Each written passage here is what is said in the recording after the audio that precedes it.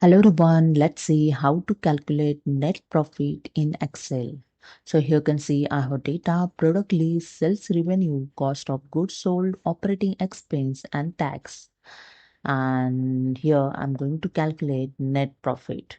So what is a net profit? So net profit is the actual profit a business earns after paying all costs, expense and taxes. So here in this data, you can see the cost column, expense column, and tax column also available. So here I'm going to calculate net profit. So select the first cell, use the is equal to, select the sales revenue, minus, select the cost, minus, select the operating expense, minus tax, and press the enter. Here you see your net profit is 16,000 of laptop product. Okay, the first laptop product. Now select the cell, double click on this corner point to fill the below data and you can see the all product net profit.